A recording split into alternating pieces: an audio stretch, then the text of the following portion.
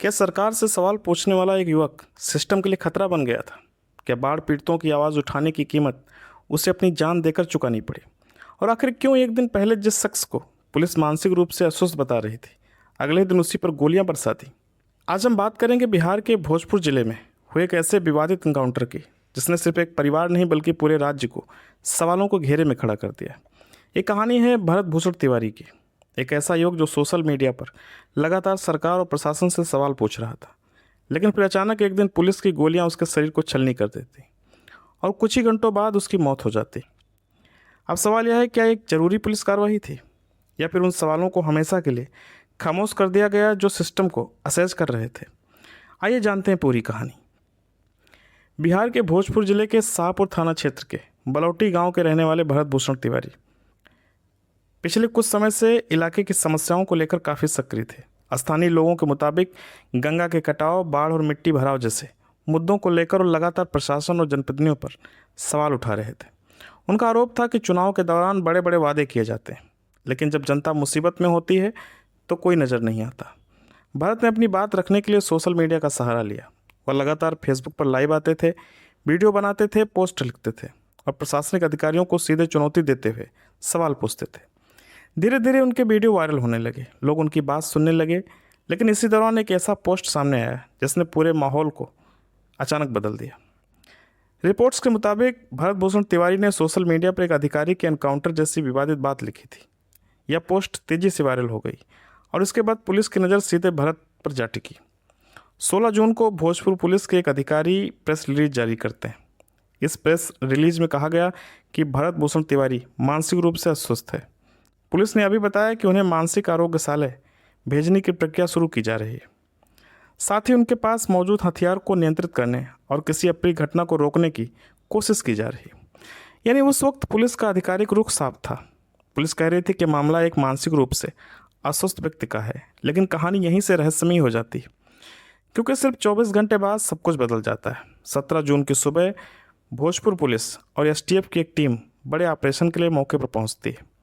Police के मुताबिक भरत भूषण तिवारी हाथ में पिस्तौल लेकर घूम रहे थे। वे हवाई फायरिंग कर रहे थे और पुलिस द्वारा बार बार आत्मसमर्पण करने की चेतावनी के बावजूद रुक नहीं रहे थे। पुलिस का दावा है कि भरत लगातार फायरिंग कर रहे थे, जिससे पुलिसकर्मियों और आसपास मौजूद लोगों की जान खतरे में पड़ गई। इसके बाद एसटीएफ ने क्लोज कार्डनिंग की और आत्मरक्षा में गोली चलानी पड़ी। यही पुलिस का आधिकारिक पक्ष है, लेकिन इस कहानी का दूसरा पक्ष भी है, और दूसरा पक्ष पूरे मामले को विवादित बना देता है। दरअसल इनकाउंटर से ठीक पहले भरत भूषण तिवारी फेसबुक लाइव कर रहे थे। यह वीडियो पूरे विवाद का सबसे बड़ा सबूत माना जा रहा है। वीडियो में भरत पुलिस के घेरे में दिखाई देते हैं। वह कैमरे के सामने अपनी बात रख रहे थे, प्रशासन और सरकार पर सवाल उठा रहे थे। और फिर वीडियो के आखिरी हिस्से में एक ऐसा दृश्य दिखाई देता है जिसने पूरे माहौल पर बहस छेड़ दी। वीडियो में भरत अपनी पिस्तौल पुलिस की तरफ फेंकते हुए नजर आते हैं।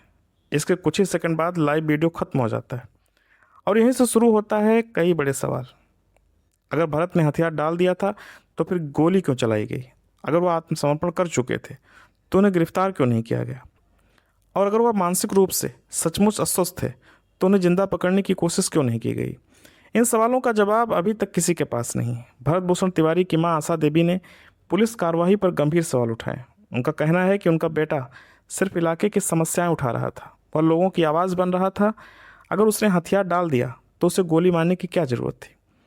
वहीं भरत के पिता काशीनाथ तिवारी का आरोप भी और गंभीर है। उनका कहना है घटना वाले दिन सुबह से उन्हें थाने में बैठा कर रखा गया था। बाद में अचानक सूचना दी गई कि उनके बेटे को गोली लगी है। पिता का कहना है भरत कोई बड़ा अपराधी नहीं था। अगर वहाँ इतनी बड़ी संख्या में पुलिस बल मौजूद था तो उसे जिंदा भी पकड़ा जा सकता था। लेकिन दूसरी तरफ पुलिस अपने बयान पर कायम है। पुलिस का कहना है भरत लगातार फायरिंग कर रहे थे। स्थिति बेहद खतरनाक हो चुकी थी और जवाबी कार्रवाई के अलावा कोई दूसरा विकल्प नहीं बचा था। यानी अब इस मामले में दो कहानियां सामने हैं, एक पुलिस की और दूसरी परिवार की।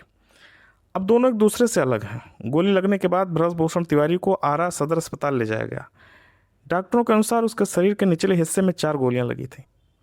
प्राथमिक उपचार के बाद उन्हें पटना मेडिकल कॉलेज अस्पताल रेफर किया गया, लेकिन इलाज के दौरान उनकी मौत हो गई। उनकी मौत के साथ ही यह मामला सिर्फ एक पुलिस कार्रवाई नहीं रहा, यह एक बड़ा राजनीतिक मुद्दा बन गया है। बिहार में पिछले कुछ समय से एनकाउंटर को लेकर लगातार बहस चल रही है। विपक्ष सरकार पर सवाल उठा रहा है, जबकि सरकार कानून व्यवस्था को लेकर अपनी सख्त नीति का बचाव कर रही। ऐसे माहौल में भरत भूषण तिवारी का मामला और ज़्यादा संवेदनशील हो जाता है।